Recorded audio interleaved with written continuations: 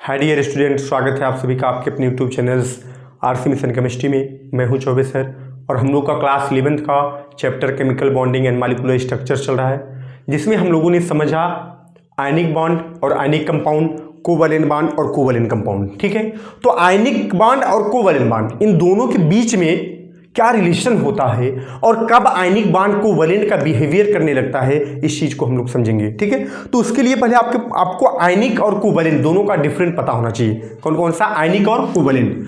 तो मैंने आपको बताया था कि आयनिक बॉन्ड क्या होता है, आयनिक बॉन्ड और कोवैलेंट बॉन्ड। इसको अगर बढ़िया समझते हैं फिर हम लोग आज समझेंगे फजांस रूल को। ठीक, तो आयनिक बॉन्ड और कोवैलेंट बॉन्ड। तो आयनिक बॉन्ड ने क्या कहा था कि जब इलेक्ट्रॉन का ट्रांसफर हो, कंप्लीट ट्रांसफर हो, मतलब एक एटम क्या करे, इलेक्ट्रॉन को डोनेट कर दे और दूसरा वाला इलेक्ट्रॉन को एक्सेप्ट कर ले, तो वहां पर बनता है आयनिक बॉन्ड। लेकिन कोवैलेंट बॉन्ड में क्या होता है, इलेक्ट्रॉन की शेयरिंग हो जाती है, इक्वल शेयरिंग हो जाती है, तो वहां पर बनता है आपका कोवैलेंट बॉन्ड। ठीक, तो आयनिक बॉन्ड और कोवैलेंट बॉन्ड हो गए। मैंने आपको यह भी बताया था कि जो आयनिक बॉन्ड होता है उसकी मेल्टिंग पॉइंट, बॉइलिंग पॉइंट ये जो है हाई होती है और कोवैलेंट बॉन्ड की कम होती है। याद रखिएगा आप, ये भी काम देगा आपको। ठीक है, आयनिक बॉन्ड जो होता है वो वाटर में सॉल्युबल होता है क्योंकि आयन बनाता है, और ये वाटर में इनसॉल्युबल होता है, तो मतलब इसकी सॉल्युबिलिटी ज्यादा होती है और इसकी सॉल्युबिलिटी कम होती है। ठीक है, ये था आयनिक बॉन्ड और कोवैलेंट बॉन्ड। अब देखिए, जैसे सपोज कि मैंने कोई आयनिक कंपाउंड लिया, तो आयनिक कंपाउंड में आयनिक बॉन्ड होगा। तो आयनिक कंपाउंड कैसे बनते हैं, जैसे ये है आपके पास Na+ और Cl-, तो ये प्लस और माइनस जब कंबाइन करेंगे तो बनाएंगे जो कंपाउंड वो होगा आयनिक कंपाउंड, और इनके बीच में आयनिक बॉन्ड होगा। तो सपोज कि मैंने लिया आपके पास ये कोई कैटायंस है प्लस वाला और ये कोई एनायंस है माइनस वाला। ठीक, तो अब ये प्लस वाला है और ये माइनस वाला है, तो ये पॉजिटिव है और ये निगेटिव। इसके साइड साइड में यहां पर क्या होती है, इलेक्ट्रॉन क्लाउड होता है। इलेक्ट्रॉन क्लाउड मतलब इलेक्ट्रॉन पूरा भरा होता है। ठीक है, तो अब ये जो प्लस वाला है ये क्या करता है, ये इसको अपनी तरफ अट्रैक्ट करता है। ये जो प्लस वाला है, देखिए यहां पर आयनिक बॉन्ड है, कैसे बॉन्ड है, प्लस और माइनस है। जब प्लस और माइनस के दो एटम, आयनिक एटम दो थे, जब एक दूसरे के पास आते हैं तो जो पॉजिटिव चार्ज वाला होता है केटायन, इसको क्या बोलते हैं, केटायन, याद रखिएगा केटायन। और ये क्या है, एनायन। अभी यहां पर तो आयनिक बॉन्ड है, केटायन और एनायन है, तो इसको क्या करता है, इसके इलेक्ट्रॉन क्लाउड को, ये जो इलेक्ट्रॉन दिख रहा है ना, इलेक्ट्रॉन इसको अपनी तरफ अट्रैक्ट कर लेता है। तो ये कैसे हो जाता है पता, ये देखो ऐसे हो जाता है, सॉरी ये आपका ऐसे हो जाता है, ये प्लस वाला हो गया और ये आपका माइनस वाला। देख रहे हैं आप, ये खींच रहा है, क्या खींच रहा है, इसका इलेक्ट्रॉन इधर खींच गया, इसका इलेक्ट्रॉन जो है इधर खींच रहा है। ठीक, तो प्लस वाले ने क्या किया, इसके इलेक्ट्रॉन क्लाउड को अट्रैक्ट कर लेता है, क्योंकि ये पॉजिटिवली चार्ज है, इलेक्ट्रॉन जो होते हैं कौन से चार्ज होते हैं, निगेटिवली चार्ज होते हैं, तो इसके इलेक्ट्रॉन क्लाउड को अपनी तरफ खींचने लगता है, और जब अपनी तरफ खींचता है तो यहां पर डेवलप हो जाता है कोवैलेंट कैरेक्टर। Covalent character. ठीक, तो आयनिक जो बॉन्ड होते हैं, देखिए बात समझिए हमारी, जो प्योर आयनिक बॉन्ड होता है उसमें ऐसा नहीं होता, या फिर ऐसे कहते हैं कि कोई भी प्योर आयनिक और प्योर कोवैलेंट होता ही नहीं। कोई कोवैलेंट बॉन्ड होता है उसमें थोड़ा बहुत आयनिक कैरेक्टर होता है, कोई आयनिक बॉन्ड होता है उसमें थोड़ा बहुत कोवैलेंट कैरेक्टर होता है। तो आयनिक का मतलब प्लस और माइनस कैटायंस और एनायंस होते हैं, लेकिन जो कैटायंस होता है ये इसके इलेक्ट्रॉन क्लाउड को अपनी तरफ अट्रैक्ट कर लेता है, और जब अट्रैक्ट करेगा तो यहां पर कौन सा बॉन्ड डेवलप होगा, कोवैलेंट कैरेक्टर डेवलप होना शुरू हो जाता है। अच्छा, अब ये कितना अट्रैक्ट करेगा, तो कैटायन की जितनी पोलराइजिंग पावर होगी, पोलराइजिंग पावर, कैटायन की जितनी पोलराइजिंग पावर होगी उतने ज्यादा खींचेगा, और जितने ज्यादा खींचेगा उतने ज्यादा इलेक्ट्रॉन क्लाउड इधर शिफ्ट होंगे, और जितने ज्यादा इलेक्ट्रॉन क्लाउड इधर शिफ्ट होंगे उतने ज्यादा कोवैलेंट कैरेक्टर होगा। इस बात को दिमाग में रखिएगा। और एनायन का क्या होगा, एनायन का क्या होता है, जब एनायन का इलेक्ट्रॉन क्लाउड इधर शिफ्ट होता है तो इसे बोलते हैं पोलराइजेशन। क्या बोलते हैं, पोलराइजेशन।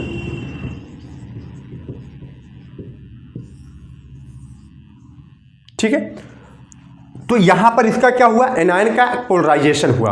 बात समझिए ध्यान से, केटायन के लिए क्या होता है, पोलराइजिंग पावर, क्योंकि केटायन की पोलराइजिंग पावर जितनी ज्यादा रहेगी, ध्रुवित की क्षमता उतनी ज्यादा अट्रैक्ट करेगा, और एनायन का जितना ज्यादा पोलराइजेशन होगा, क्योंकि एनायन का ही पोलराइजेशन होता है, इसके इलेक्ट्रॉन क्लाउड इधर शिफ्ट होते हैं, उसी को बोलते हैं पोलराइजेशन। तो एनायन का क्या होता है, पोलराइजेशन। ये भी बात आप दिमाग में रखिएगा कि केटायन का क्या होता है, केटायन का पोलराइजेशन होता है, सॉरी केटायन का पोलराइजिंग पावर होता है, और एनायन का क्या होता है, पोलराइजेशन होता है। ठीक, अच्छा, केटायन की पोलराइजिंग पावर जितना ज्यादा होगा उतने ज्यादा इसको खींचेगा, उतने ज्यादा कोवेलेंट कैरेक्टर होगा। और या फिर ऐसे कहते हैं वही चीज, उसी चीज को यहां पर भी कर सकते हैं। कैसे? एनायन का पोलराइजेशन जितना ज्यादा होगा उतने ज्यादा इधर शिफ्ट होगा, उतने ज्यादा कोवेलेंट कैरेक्टर होगा। तो दिमाग में आपको क्या रखना है कि केटायन का होता है पोलराइजिंग पावर और एनायन का होता है पोलराइजेशन। और अगर पोलराइजिंग पावर ज्यादा होगा तो कोवेलेंट कैरेक्टर भी ज्यादा होगा, अगर पोलराइजेशन एनायन का ज्यादा होगा तब पर भी कोवेलेंट कैरेक्टर ज्यादा ही होगा। ठीक है, बातें समझ गए मैंने क्या क्या कहा? केटायन क्या करता है? अट्रैक्ट करता है। कितना तेजी से करेगा? जितने ज्यादा उसकी पोलराइजिंग पावर होगी। ज्यादा पोलराइजिंग पावर तो ज्यादा अट्रैक्ट करेगा, और ज्यादा इलेक्ट्रॉन क्लाउड को अट्रैक्ट किया तो वहां पर कोवेलेंट कैरेक्टर ज्यादा हो गया। और एनायन का क्या होता है? पोलराइजेशन, मतलब कि इसका जो इलेक्ट्रॉन क्लाउड दूसरी तरफ शिफ्ट होता है, और जितने ज्यादा पोलराइजेशन होगा दूसरी तरफ शिफ्ट होगा उतने ज्यादा कोवेलेंट कैरेक्टर होगा। ठीक है, तो यहां पर देखा गया कि आयनिक में क्या मिलता है हमको? कोवेलेंट कैरेक्टर मिलता है। ठीक, तो अब थोड़ा सा हम लोग आगे समझते हैं कि कौन कौन से फैक्टर हैं जो पोलराइजेशन को या आयनिक बांड को, कोवेलेंट बांड को इफेक्ट करते हैं। ठीक, फिलहाल मैं कुछ बातें यहां पर लिख रहा हूं जो आप दिमाग पर रखेंगे तो फजांस रूल्स को आप बेहतरीन तरीके से समझेंगे। या फिर कह दें कि यहां से शुरू होता है हमारा फजांस रूल, यहीं से स्टार्ट कर देते हैं। फजांस रूल जो कि काफी इंपॉर्टेंट है, फजांस रूल्स। ठीक है, फजांस रूल समझते हैं। तो यहां पर मैंने क्या कहा? कुछ बातें मैंने आपको बताया। जो केटायन होगा, केटायन माने प्लस चार्ज वाला, केटायन का मतलब प्लस चार्ज, मैं दोनों लिख रहा हूं, बात ध्यान समझिएगा। केटायन मतलब प्लस चार्ज वाला, इसका क्या होता है? पोलराइजिंग पावर होता है। पोलराइजिंग पावर, केटायन का क्या होता है? पोलराइजिंग पावर होता है। जितने ज्यादा पोलराइजिंग पावर होगा उतने ज्यादा कोवेलेंट कैरेक्टर। और जो एनायन होगा, एनायन का मतलब निगेटिव चार्ज वाले का, इसका क्या होता है? पोलराइजेशन होता है। इसका होता है पोलराइजेशन। ठीक है, और ये दोनों जब इंक्रीज करेंगे, ये दोनों जब क्या करें? ये दोनों जब हमारा इंक्रीज करेगा तो कोवेलेंट कैरेक्टर भी इंक्रीज करेगा। क्या करेगा? कोवेलेंट कैरेक्टर भी इंक्रीज करेगा। ठीक है, याद रखिएगा मैंने क्या कहा?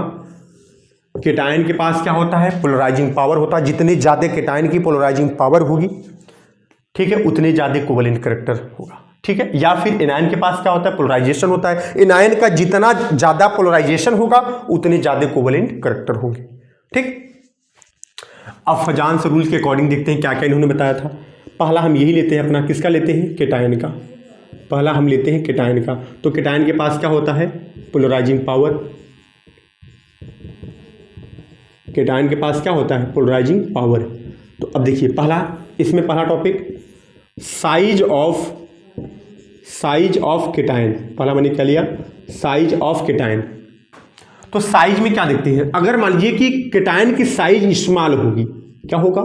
केटायन की size small, size of cation की साइज जितने ज्यादा स्मॉल होगी, तो अब देखिए थोड़ा सा, ये अगर छोटा है और ये बड़ा है, ये भी केटायन है, ये भी केटायन है, कौन ज्यादा अट्रैक्ट करेगा? जो स्मॉल होता है। जो स्मॉल होता है उसकी अट्रैक्ट करने की टेंडेंसी ज्यादा होती है। तो जब ज्यादा ही अट्रैक्ट करेगा, माने इसकी पोलराइजिंग पावर, यही तो होती है पोलराइजिंग पावर, अट्रैक्ट करने की टेंडेंसी, तो इसकी पोलराइजिंग पावर भी क्या होगी? ज्यादा होगी, क्योंकि ज्यादा अट्रैक्ट कर रहा है। और जब पोलराइजिंग पावर ज्यादा होगा तो कोवेलेंट कैरेक्टर भी क्या होगा? ज्यादा होगा। तो मैं लिख सकते हैं स्मॉल साइज, तो यहां पर मैं लिख रहा हूं PP माने पोलराइजिंग पावर, ये भी क्या होगा? ज्यादा होगा। और जब ये ज्यादा होगा तो CC माने कोवेलेंट कैरेक्टर, ये भी क्या होगा? ज्यादा होगा। ठीक है, साइज ऑफ केटायन। अगर केटायन की साइज स्मॉल होती, दिमाग से सोचिएगा इसको, केटायन साइज अगर छोटी होती, स्मॉल, जितनी ज्यादा स्मॉल होगी उतने ज्यादा उसमें क्या होगी? पोलराइजिंग पावर, मतलब इलेक्ट्रॉन को अट्रैक्ट करने की टेंडेंसी होगी। और जहां पोलराइजिंग पावर ज्यादा होता है वहां कोवेलेंट कैरेक्टर भी क्या हो जाता है? इंक्रीज कर जाता है। ठीक है, और सेकेंड है हमारे पास charge of cation. Charge of cation, cation के ऊपर चार्ज। ठीक है, तो अब समझिएगा, जितना ज्यादा केटायन के ऊपर चार्ज होगा, ज्यादा चार्ज माने charge of cation. Charge of cation मैं लिख देता हूं इसको, चार्ज ऑफ केटायन।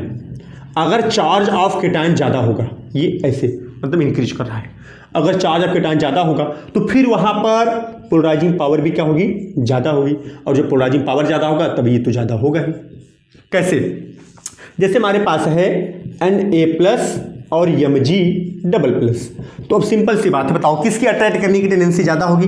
यहाँ 1+, यहाँ 2+, तो 2+ वाला ज़्यादा खींचेगा। जब 2+ वाला ज़्यादा खींचेगा तो उसकी खींचने की क्षमता वही तो क्या है? पोलराइजिंग पावर होगी। जब पोलराइजिंग पावर ज़्यादा हो जाएगा, माने चार्ज ऑफ कैटायन यहाँ पर ज़्यादा है तो पोलराइजिंग पावर भी क्या है? ज़्यादा है, तो यहाँ पर कोवैलेंट कैरेक्टर भी ज़्यादा हो जाएगा। ठीक है, तो अब यहाँ पर जैसे मैं कुछ एग्जाम्पल लेके अगर आपसे सॉल्व करवाऊँ, तो मैंने एग्जाम्पल सपोज लिया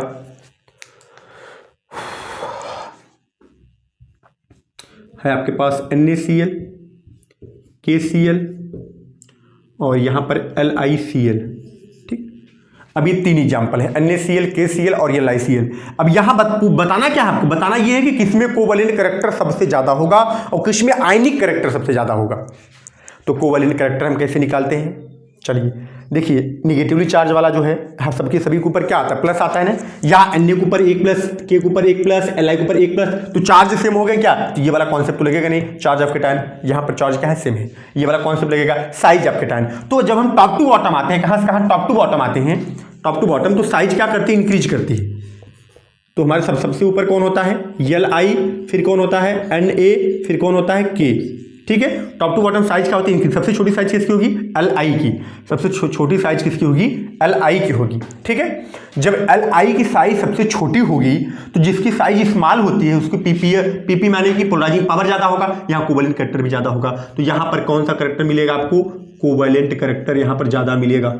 ठीक, उसी टाइप से सबसे बड़ी किसकी होगी? KCl की। K सबसे नीचे होता है तो टॉप टू बॉटम साइज क्या करती है? इंक्रीज करती है। सबसे बड़ी साइज किसकी होगी? K की होगी। तो जो जिसकी सबसे बड़ी साइज होगी उसकी जो है पोलराइजिंग पावर सबसे कम होगा, तो यहाँ कौन सा कैरेक्टर ज़्यादा दिखेगा? आयनिक कैरेक्टर। बात समझ गए? तो इस हिसाब से हम लोग निकालेंगे क्या? पोलराइजिंग और इसके बाद कोवैलेंट कैरेक्टर। ठीक है, और भी मैं एग्जाम्पल लेता हूँ इसको हटा करके।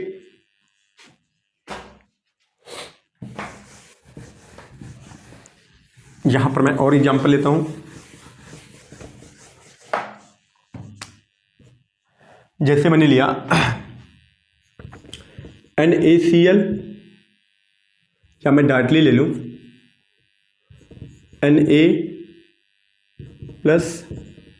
Na+Mg++ और यहाँ पर Al++। ठीक है, तो यहाँ पर हमको क्या बताना है? यहाँ पर हमको बताना है कि किसका जो है कोवैलेंट कैरेक्टर कौन सा कंपाउंड ज़्यादा देगा। ठीक है, तो कोवैलेंट कैरेक्टर कौन सा कंपाउंड ज़्यादा देगा? तो चार्ज यहाँ पर बहुत ज़्यादा है, 3+ है, तो आपने लिखा था अगर चार्ज जो है ज़्यादा हो रहेगा तो पोलराइजिंग पावर भी ज़्यादा रहेगी, और पोलराइजिंग पावर ज़्यादा रहेगा तो कोवैलेंट कैरेक्टर ज़्यादा रहेगा। तो सबसे ज़्यादा कोवैलेंट कैरेक्टर इसमें रहेगा, फिर इसमें रहेगा और फिर इसमें रहेगा। ठीक है, तो 2 बातें मैंने आपको बताया, एक चार्ज का और एक साइज का। साइज कैटायन की प्लस वाले की साइज जितने ज़्यादा स्मॉल होगी उतने ज़्यादा पोलराइजेशन होगा, पोलराइजिंग पावर होगा, और पोलराइजिंग पावर ज़्यादा होगा तो कोवैलेंट कैरेक्टर ज़्यादा होगा। चार्ज की बात, जितने ज़्यादा चार्ज होगा पोलराइजिंग पावर उतने ज़्यादा होगा, और पोलराइजिंग पावर अगर उतने ज़्यादा होगा तो वहाँ पर कोवैलेंट कैरेक्टर उतना ही ज़्यादा होगा। ठीक, तो आई थिंक ये टॉपिक आप लोग समझ गए होंगे। अब देखिए, देखते हैं हम लोग एक नया टॉपिक इसी में कैटायंस में ही। ये तो आई थिंक आप लोग समझ गए होंगे साइज की और चार्ज की बातें। कैटायन की साइज जो है, कैटायन की साइज जितने ज़्यादा कम होगी पोलराइजिंग पावर उतना ज़्यादा अधिक होगा, और जहाँ पोलराइजिंग पावर ज़्यादा होता है वहाँ कोवैलेंट कैरेक्टर भी ज़्यादा होता है। ठीक है, इसी में कैटायन में ही हमारे पास तीसरा टॉपिक आता है जो थोड़ा सा ज़्यादा इंपॉर्टेंट है। इसका नाम होता है स्यूडो इनर्ट गैस या नोबल गैस, इसको बोलते हैं inert gas configuration. Pseudo inert gas configuration. ठीक है, ये स्यूडो इनर्ट गैस कॉन्फिगरेशन होता क्या, पहले इसको समझते हैं। जिसके पास याद रखिएगा NH2 NP6 और ND10I या N-1D, ठीक है, D10I। तो यहां पर कितना हुआ? 18 इलेक्ट्रॉन का कॉन्फिगरेशन जिसके पास हो, 8 नहीं 18 इलेक्ट्रॉन का कॉन्फिगरेशन जिसके पास हो उसे बोलते हैं स्यूडो इनर्ट गैस कॉन्फिगरेशन। ठीक है, तो ये जो होते हैं स्यूडो इनर्ट गैस, पहले मैं बता ही देता हूं आपको, इनका पोलराइजिंग पावर या साइज को यहां पर और कोई फैक्टर नहीं देखेंगे, पोलराइजिंग पावर ज़्यादा होता है या हाई होता है। पोलराइजिंग पावर क्या होता है? हाई होता है। और जब पोलराइजिंग पावर हाई होगा तो कोवैलेंट कैरेक्टर भी क्या होगा, आपने समझा भी, कोवैलेंट कैरेक्टर भी हाई होगा। कोवैलेंट कैरेक्टर क्या होगा? हाई, ज़्यादा होगा। ठीक है, अब समझते हैं कि कौन कौन ऐसे होते हैं। पहला मैंने एग्जाम्पल लिया और है हमारे पास कॉपर, ठीक है, कॉपर। तो कॉपर का 29 कॉन्फ़िगरेशन आप सभी लोगों को आता होगा, नहीं आता तो पिछली वीडियो में जाके देखिए आप। 1s2 2s2 2p6 3s2 3p6 4s2 3d9, ठीक, सॉरी यहाँ पर होता है, ये एक्सेप्शन होता है, 3d10 4s1 होता है, ठीक। अब मैंने कहा कि कॉपर +1 बनाइए आप, क्या बनाइए, +1 Cu+1। तो यहाँ पर एक इलेक्ट्रॉन निकलेगा, तो एक इलेक्ट्रॉन पहले कौन निकालता है, 4s निकालता है, सब रूल मैं आपको पढ़ा चुका हूँ, पहले 4s निकलेगा। तो यहाँ पर बचेगा 1s2 2s2 2p6 3s2 3p6 और यहाँ पर बचेगा 3d10, क्योंकि 4s में से एक ही इलेक्ट्रॉन था वो निकल गया। ये एक्सेप्शन का केस होता है कॉपर और क्रोमियम का, जो कि मैंने आपको बताया था हाफ फुल फिल कॉन्फ़िगरेशन यहाँ पर होता है, वो आप देखेंगे जाके, शायद एटॉमिक स्ट्रक्चर वाले चैप्टर में है, ठीक। तो अब यहाँ पर हम लोग लास्ट का देखते हैं, 3 3 वाला। देखिए 3s2 मिला हमको, 3p6 मिला और 3d10 मिला। देखिए जो मैं ऊपर लिखा था क्या वो फॉलो हो रहा है, क्या, ns2 np6 और nd10।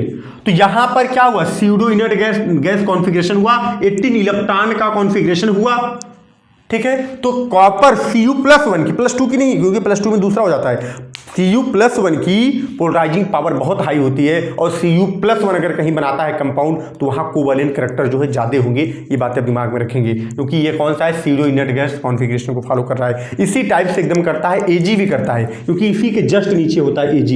Ag में क्या होगा, अगर यहाँ पर 3s 3p और 3d आया तो इसमें क्या मिलेगा हमको, 4s2 मिलेगा और 4p6 मिलेगा और 4d10 मिलेगा, क्योंकि जस्ट नीचे कॉपर के पीरियोडिक टेबल में जस्ट नीचे कौन होता है, Ag होता है। तो इसमें भी कॉन्फ़िगरेशन हमको यही मिलता है। तो ये भी क्या होगा, हमारे पास कोवैलेंट करैक्टर Ag वाले में भी ज़्यादा होता है। ये एक्सेप्शनल केस है, ये अपवाद के रूप में मिलते हैं। Cu वाले समझा आपने, कॉपर क्या करना है, Cu+1 एक इलेक्ट्रॉन, आपको प्लस का मतलब एक इलेक्ट्रॉन निकालना है। कहाँ से निकलता है, पहले 4s से निकलता है, तो मैंने वहाँ से निकाल दिया, और लास्ट में आपके पास क्या बचा, 3s2 3p6 3d10, 18 electron configuration मिला। ये सूडो इनर्ट गैस कॉन्फ़िगरेशन को फॉलो कर रहा है। तो ऐसे मेटल्स या ऐसे कंपाउंड जहां पर सूडो इनर्ट गैस कॉन्फ़िगरेशन मिलेगा उसकी पोलराइजिंग पावर ज़्यादा होगी, और जब पोलराइजिंग पावर ज़्यादा होगा तो उसमें कोवैलेंट करैक्टर भी ज़्यादा होगा, ठीक है। और इसी में ये तो 2 हो गए आपके, कौन कौन से, कॉपर और सिल्वर हो गया। इसी में आपको मिलता है जिंक, भी इसी में आता है जिंक। आइए उसको भी देख लेते हैं, जिंक भी आपका इसी में आएगा, Zn30, क्योंकि Zn 2+ बनाता है ना। Configuration 1s2 2s2 2p6 3s2 3p6 4s2 3d10, ये इसका कॉन्फ़िगरेशन होता है। और Zn बनता है हमारा 2+, तो 2+ में तो 2 इलेक्ट्रॉन निकालना पड़ेगा, कहाँ से निकलेगा, 4s से। अब कॉन्फ़िगरेशन क्या बचेगा, 1s2 2s2 2p6 3s2 और 3p6, फिर इसके बाद 3d10, फिर देखिए वही मिल गया हमको कॉन्फ़िगरेशन, ये मिला लीजिए आप, क्योंकि यहाँ से पर 2 इलेक्ट्रॉन निकला, इसका 13 तो होता है, उसका 29 होता है, लेकिन यहाँ पर 2 इलेक्ट्रॉन निकला, क्योंकि Zn++ बनता है, Cu 1+ बनता है। तो फिर से कॉन्फ़िगरेशन आपको क्या मिल गया, ns2 np6 और nd10, माने 18 इलेक्ट्रॉन कॉन्फ़िगरेशन आपको फिर से मिला। तो ये भी आपके पास जो Zn++ बनाता है, यहाँ पर भी कोवैलेंट करैक्टर जो है ज़्यादा होता है, क्योंकि Zn++ की पोलराइजिंग पावर जो होती है वो हाई होती है, ठीक। ये कुछ एक्सेप्शन के केस हो गए। अब हम लोग देख लेते हैं एनायंस का, फिर इसके बाद सॉल्व करेंगे एग्जाम्पल।